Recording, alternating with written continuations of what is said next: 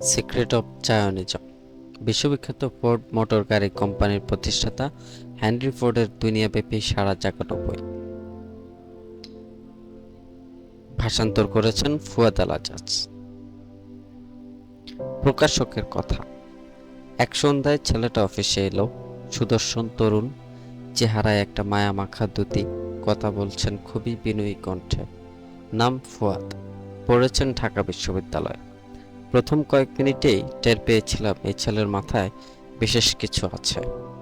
আমতা আমতা করে বলল, আমি একটা বই অনুবাদ করেছি, গার্ডিয়ান পাবলিকেশনসকে দেখাতে চাই। নীলক্ষেত থেকে সবুজ কভারের অনুবাদ গ্রন্থটি বাদাই করে নিয়ে এসেছিল ফুয়াদ।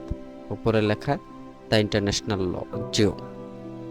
স্বাগত জানিয়ে বললাম, এখনই বইটি দেখা একটু কঠিন, আপনি কি বইটি সম্পর্কে কিছু বলতে পারবেন প্লিজ?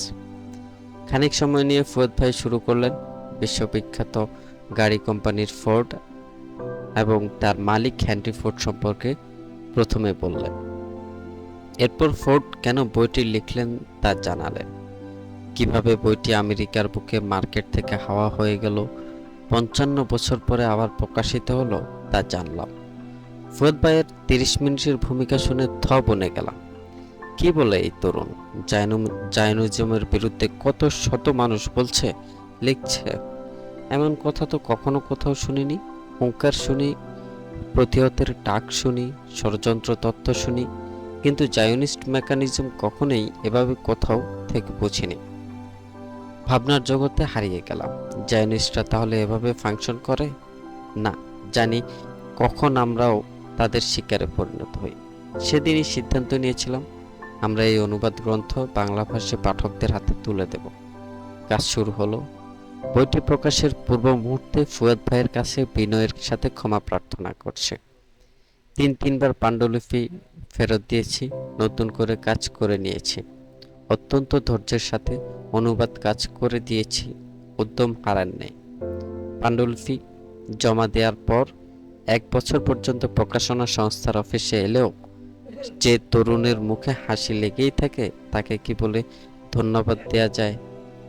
আলহামদুলিল্লাহ। ফেব্রুয়ারি ২০২০-এর বইমেলায় আসছে সিক্রেট অফ জায়নিজম, বিশ্বব্যাপী চাইনিজ ষড়যন্ত্রের ভেতর বাহির। মূল ইংরেজি বই ৪ খণ্ডের, আমরা বাংলা ভাষায় ১ খণ্ডেই প্রকাশ করেছি। মূল বইয়ের ৮০ পর্ব থেকে কিছু পর্ব বাদ দেওয়া হয়েছে, কারণ সেসব আলোচনা একান্তই আমেরিকার সমাজ ও নাগরিকদের জন্য বিশেষায়িত। বইয়ের কলেবর না বাড়ানোর একটা প্রচেষ্টা ছিল। আলোচনার প্রাসঙ্গিকতা প্রয়োজনে কিছু কলামের ধারাবাহিকতা পরিবর্তন করা হয়েছে। ভিন্ন আলোচনার টপিক নিয়ে আমরা অধ্যায়ের নামকরণ করেছি। ১৯২০ সালে লেখা এই বইয়ের যেসব ডাটা ছিল তার হালনাগাদ তথ্য রেফারেন্স সহ সংযুক্ত করা হয়েছে। সম্মানিত পাঠকবৃন্দ, একটা দারুণ গ্রন্থ এখন আপনাদের হাতে।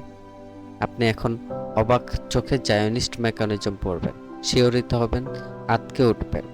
আগামী দিনের পৃথিবী যারা নেতৃত্ব দিতে চান, অবশ্যই তাদের এই গ্রন্থে একবার চোখ বুলিয়ে যাওয়া উচিত। আপনার চারপাশের সচেতন মানুষদের জায়নিস্ট মেকানিজম নিয়ে সতর্ক করবেন, প্রত্যাশা এটাই। নূর মোহাম্মদ আবু তাহের, বাংলা বাজার, ঢাকা, ১ ফেব্রুয়ারি ২০২০। অনুবাদকের কথা। কেন ইহুদিদের নিয়ে এত আলোচনা? নিশ্চয়ই সবাই একমত হবেন, আন্তর্জাতিক বহু গুরুত্বপূর্ণ সমস্যার সমাধান এই আলোচনাতেই নিহিত। তাদের নিয়ে মানবতাবাদী বিশ্ব নেতৃবৃন্দ এবং কৌতূহলীদের গবেষণার অন্ত নেই। কীভাবে হাজার বছরের একটি জাতি আজকের দুনিয়াতে প্রতাপশালী ভূমিকা আবির্ভূত হলো, তা নিয়ে সাধারণ মানুষের কৌতূহল থাকবে, এটাই স্বাভাবিক। কিন্তু আশ্চর্যের বিষয় হলেও সত্য, এই অনুসন্ধানে ইহুদিদের পক্ষ হতে তেমন কোনো সহযোগিতা পাওয়া যায় না। তাদের ব্যাপারে অপ্রীতিকর কিছু প্রকাশ পাক, এমনটি তারা কখনোই চায় না, হোক তা সত্য বা মিথ্যা। তাদের আকাঙ্ক্ষা সাধারণ মানুষ সেভাবেই তাদের ইতিহাস জানুক, যেমনটাই তারা চায়। দ্বিতীয় বিশ্বযুদ্ধের হলোকাস্ট এমনই একটি উদাহরণ। অনেকে বলে, এবং স্বয়ং ইহুদিরাও দাবি করে, তাদের পেছনে অদৃশ্য একটি শক্তির আশীর্বাদ রয়েছে, যার কল্যাণে বহু নিপীড়ন সহ্য করেও তারা আজ ক্ষমতাধর জাতিতে পরিণত হয়েছে। হেনরি ফোর্ড তার দ্য ইন্টারন্যাশনাল জিউস বইয়ে উপস্থাপন করেছেন কি সেই অদৃশ্য শক্তির স্বরূপ। ইহুদিদের বলা হয় প্রোপাগান্ডা মেশিন। এই মেশিন তারা দুই কাজে ব্যবহার করে, প্রথমত নিজেদের মতবাদ প্রতিষ্ঠার কাজে এবং দ্বিতীয়ত অন্যদের দ্বারা প্রচারিত যে কোনো মতবাদের বিরুদ্ধে। এই প্রোপাগান্ডা মেশিনে মুখোমুখি হতে হয়েছিলেন হেনরি ফোর্ডকেও।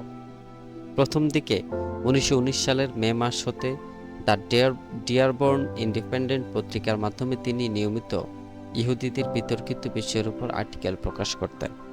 1920 সালের মাঝামাঝি থেকে তার প্রতিটি আর্টিকেল 9 লাখ কপি পর্যন্ত বিক্রি হতো। ইউরোপ ও আমেরিকার বিভিন্ন গুরুত্বপূর্ণ স্থানে তা পঠিত হতো। ইহুদিরা এই পর্যায়ে প্রোপাগান্ডা মেশিন নিয়ে মাঠে নেমে পড়ে। সত্যি বলতে বিশ্ব গণমাধ্যমের একটি বড় অংশ তখন থেকে আজ পর্যন্ত তাদেরই নিয়ন্ত্রণে রয়ে গেছে। তারা দাবি করে অবান্তর ও ভিত্তিহীন তথ্যের মাধ্যমে হেনরি ফোর্ড সাধারণ মানুষের মনে অ্যান্টিসেমিটিক ক্ষোভ উস্কে দিচ্ছে। একসময় মিস্টার ফোর্ড থেমে যেতে বাধ্য হন। বইটি সহ তার পত্রিকা প্রতিষ্ঠানকে নিষিদ্ধ করা হয়। কিন্তু বইটি সাধারণ মানুষের মনে যে দীর্ঘকালব্যাপী ইহুদি বিরোধী চেতনার দাগ কেটে গেছে তা মুছে দিতে এই প্রোপাগান্ডা মেশিনকে আরো বহু বছর চলমান রাখতে হয়। এই বইয়ের বহু গুরুত্বপূর্ণ বিষয় একটি হলো protocols of the elders of Zion. ইহুদিরা আজও এটিকে জার সাম্রাজ্য কর্তৃক ইহুদি বিরোধী প্রচারণার অংশ বলে দাবি করে থাকে। কিন্তু প্রোটোকলগুলোতে যা দাবি করা হয়েছে তার সত্যতা কতটুকু তার জবাব একবিংশ শতাব্দীর প্রেক্ষাপটের সাথে তুলনা করলেই পাওয়া যাবে। এছাড়াও চলচ্চিত্র শিল্প, ক্রীড়া শিল্প, রাজনীতি, অর্থনীতি, ধর্মনীতি, কূটনীতি, যুদ্ধনীতি, মাদক শিল্প ইত্যাদি প্রতিটি বিষয়ে তাদের যে আধিপত্য তার প্রারম্ভ যেভাবে হয়েছে তা বিস্তারিত এই বইয়ে উল্লেখ করা হয়েছে। বইটি প্রথম প্রকাশিত হওয়ার পর 100 বছর পর পুনরায় ভিন্ন একটি ভাষা। ভূমিকা 1914 সালের গ্রীষ্মকাল। ইউরোপ জুড়ে প্রথম বিশ্বযুদ্ধের হাওয়া বইতে শুরু করে 28 জুন 1914। অস্ট্রো-হাঙ্গেরীয় সাম্রাজ্যের উত্তরাধিকারী আর্চডিউক ফ্রান্স ফার্ডিনান্ড সাইবেরিয়ান আততায়ীর হাতে নিহত হলে পূর্ব ইউরোপের দেশগুলোতে আতঙ্ক ছড়িয়ে পড়ে। এরপর হাঙ্গেরি যখন সাইবেরিয়ার বিরুদ্ধে যুদ্ধ ঘোষণা করে তখন ইউরোপ দুই ভাগে ভাগ হয়ে যায়। এক পক্ষ জার্মানি, হাঙ্গেরি, অস্ট্রিয়া অটোমানদের কেন্দ্রীয় শক্তি এবং অপর পক্ষ রাশিয়া, ব্রিটেন, ফ্রান্স সাইবেরিয়ানদের মিত্রশক্তি। তখন জার্মানদের দাপটে মিত্রশক্তির খাবি খাওয়া অবস্থা। তারা যে প্রযুক্তির সাবমেরিন নিয়ে যুদ্ধের ময়দানে আসে তা ছিল সে যুগের বিস্ময়। ব্রিটিশ নৌবাহিনীকে তারা তুড়ি মেরে গুঁড়িয়ে দেয়। অপরদিকে অভ্যন্তরীণ সেনা বিদ্রোহের আশঙ্কায় ফ্রান্স তখন নিজেকে সামলাতে ব্যস্ত। একই সময় রাশিয়ার আকাশে জমতে শুরু করে বলশেভিক বিপ্লবের কালো মেঘ। এমনিতেই জার সম্রাট কেন্দ্রীয় শক্তির বিরুদ্ধে যুদ্ধ করতে এমন সব তরুণদের পাঠিয়েছিলেন যাদের ছিল না কোনো সামরিক প্রশিক্ষণ, ফলে বস্তা পচা লাশ হয়ে দেশে ফিরে আসতে হয় তাদের। শুরু থেকেই মিত্রশক্তির ছিল তালমাতাল অবস্থা। অপরদিকে 1916 সালের গ্রীষ্ম পর্যন্ত জার্মানির অভ্যন্তরে একটি গুলি পর্যন্ত ফোটেনি। তারা যেন হেসে খেলে যুদ্ধে জিতে যাচ্ছিল। ব্রিটেনকে শান্তি আলোচনায় আসার প্রস্তাব দেয় তারা। ব্রিটেনও ভাবছিল একা একা এই যুদ্ধ চালিয়ে যাওয়ার কোনো অর্থ হয় না, কারণ তখন তারা মিত্রশক্তিরা নিজ দেশের অভ্যন্তরীণ দ্রোহের সামলাতে ব্যস্ত। ব্রিটেন শান্তি আলোচনায় যাওয়ার প্রস্তুতি নিতে শুরু করে, কিন্তু জার্মান জায়নিস্টরা ব্রিটেনের সামরিক বাহিনীকে আশ্বস্ত করে তারা চাইলে এখনও যুদ্ধে বিজয় লাভ করা সম্ভব, শান্তি চুক্তিতে যাওয়ার কোনো প্রয়োজন নেই। তারা আমেরিকাকে এই যুদ্ধে নিয়ে আসার প্রস্তুতি প্রদান করে, তবে এর বিনিময়ে তাদের হাতে প্যালেস্টাইনের ছবি তুলে দিতে হবে। কোনো উপায় না দেখে ব্রিটেন এই শর্তে রাজি হয়ে যায়। এরপর আমেরিকা তাদের রণতরী নিয়ে এগোতে শুরু করে। যুদ্ধের মোড় এখানেই পাল্টে যায়। পরবর্তীতে 6 মাসের মাথায় কেন্দ্রীয় শক্তি পরাজিত হয়। সাধারণ আমেরিকানদের মনে জার্মান বিরোধী চেতনা জাগিয়ে তুলতে সেখানকার ইহুদি মালিকানাধীন পত্রিকাগুলো একের পর এক মিথ্যা সংবাদ প্রচার করা শুরু করে। যেমন, জার্মান একটি সন্ত্রাসী দেশ, তারা হান দস্যু, তারা রেড ক্রসের নার্সদের বুকে গুলি ছোড়ে, নাবালক শিশুদের হত্যা করে ইত্যাদি ইত্যাদি। মুহূর্তের যেন আমেরিকার সাধারণ জনগণ জার্মানদের বিরুদ্ধে ফুঁসে ওঠে। যুদ্ধ শেষে শুরু হয় নতুন প্রচারণা।